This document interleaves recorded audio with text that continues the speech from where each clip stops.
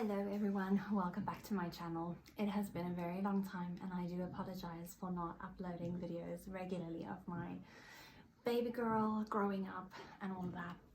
To be honest with you, I have mentioned this while I was pregnant that I do suffer from depression. I did have postpartum depression with my first little girl, Celine, and it has just continued. So I do apologize. Everything just kind of went haywire. I didn't know what I was doing anymore. I didn't have time for anything, let alone myself. And I am trying to take back some time for myself and to do something that I really enjoy doing, and that is to make videos.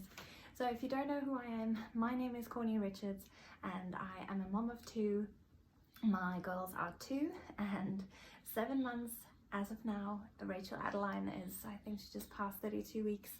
I counted the other day. I don't keep track of the weeks anymore. I just kind of estimate, she's about 7 and a bit months and that should suffice. So people always ask me, people who ask me who do not have children, sorry, I'm so stumbling over my words, why do we count the weeks?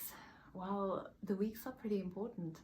If your baby is only 4 weeks old, saying a month old, it doesn't quite describe the leaps and bounds that they've come. Days are so important, hours are so important.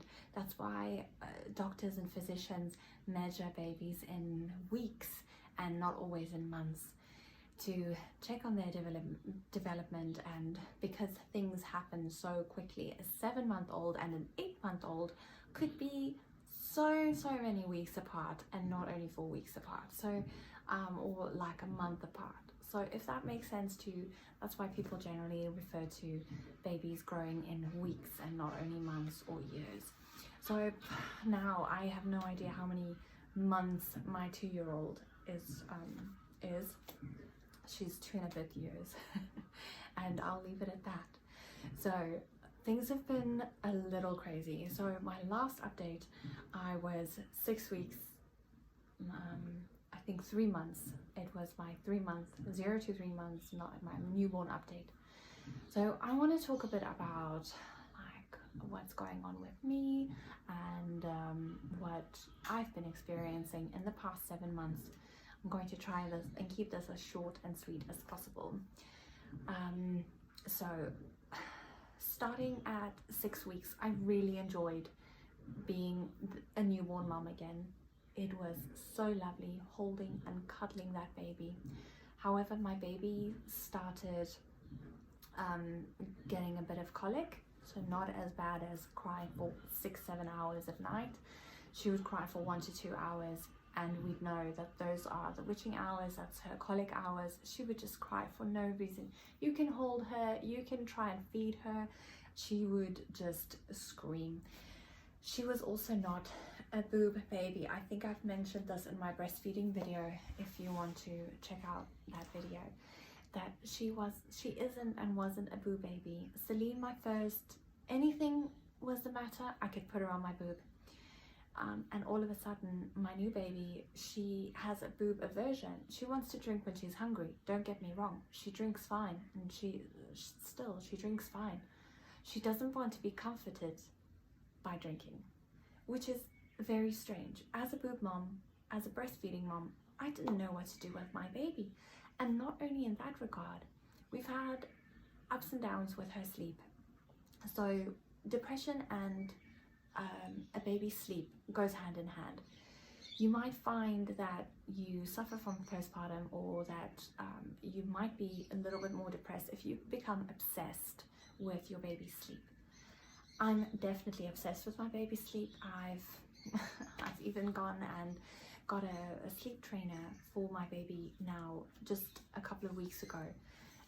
Because I'm so obsessed with her sleep. I want to be able to predict her day, and babies are not supposed to be predictable. I know this, and yet I'm still wanting that routine and that structure and that, but there's nothing I can do about that. I want those things. So I need to meet myself halfway and say, okay, listen, let's try and kind of sculpt out a routine for the day so that I know what to expect. So for instance, her sleep, she was up multiple times at night, still by 3 months, 4 months, and by the 5th month it really started bothering me, and I wanted to get a sleep trainer's help. But I still knew that it was a little bit early to sleep train. I know people start sleep training from about 4 months. However, I just felt like my baby is still too small. She's 4 months old. Let's not try the cry it out method or anything like that. So I started sleep training her at 6 and a bit months. And I must say that it's really helped me. The sleep trainer was amazing. She gave, like, I'll make another whole video about it just to tell you more about what she did. And in between all of this, you are still struggling to find yourself as a mom again. And I mean, I was still suffering from my first identity crisis as a mom, and now I have a second baby, and things are it's just non-stop. Food, eating, starting solids. So we've been on solids for 1 and a bit months, and so like month and a half, and it's been going fine.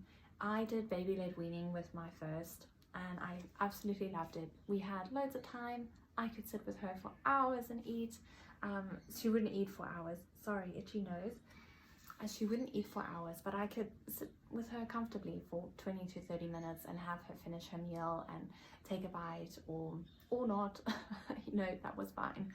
But I think with my obsession with sleep, and the sleep trainer also said that it was very important that they eat well, that they eat solids well. So I think my second is definitely eating more where she's at right now than my first, when she was 7 and a bit months. So taking that into consideration, I'm also not doing a full-on baby-led weaning. I'm doing a bit of a mixture, but more of a spoon feeding than a baby-led weaning. So in the morning, I'll give her some banana that she can grasp and chew on and spit out and do what she wants to do, play with it, feel the texture. And then afternoons and evenings, I'll only give her some pureed food. I'm not sure if this is the right way of going about it. I have anxiety about that too. Am I force feeding my child? Is she eating too much? Is she eating too little? All of these things, I'm constantly doubting myself, and I'm constantly in a state of panic where I'm not sure if I'm doing the right thing. Some days are worse than others. I must say I've had a couple of really good days now. And I want you to know, if you're just watching random videos, I don't even know what I'm going to call this video, because it's just a bunch of random information about my life and my journey. And I know I'm going to look back and I'm going to feel pretty sad about not being able to just enjoy my babies where they are right now. So that's pretty sad. I know this.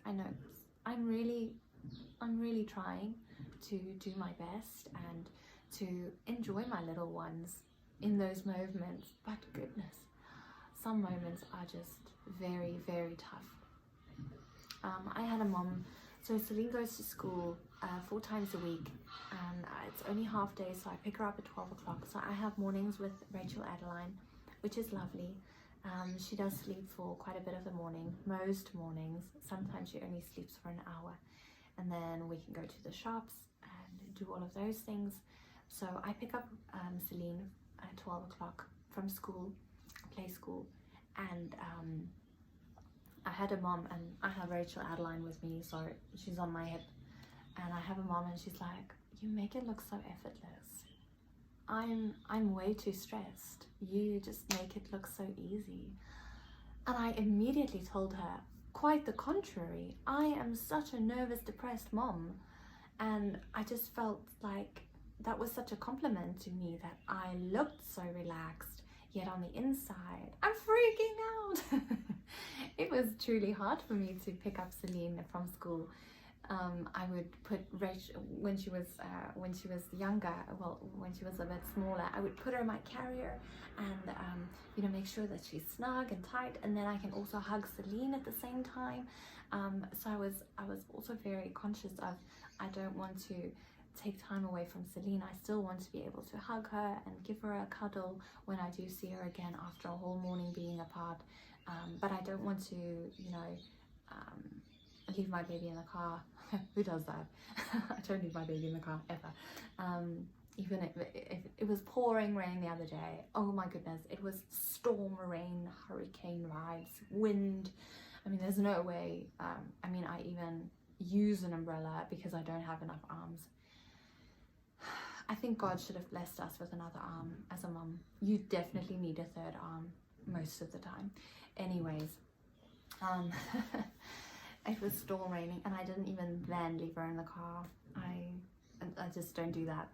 So, but coming back to the mom, I felt like, wow, I must be portraying something so different, yet on the inside I'm so overcome with anxiety and so overcome with feelings of sadness sometimes that it was just, and for a mom to just step up and say something like that, I felt it was a huge compliment. Maybe I am making, you know, taking steps forward. Maybe I am making progress. And I guess that's what this video is about, is telling you moms out there that it is extremely difficult being a mom, extremely. And there are days where you are just drowning, but just remember that tomorrow will be better. And if it's not better, the day after that will be better.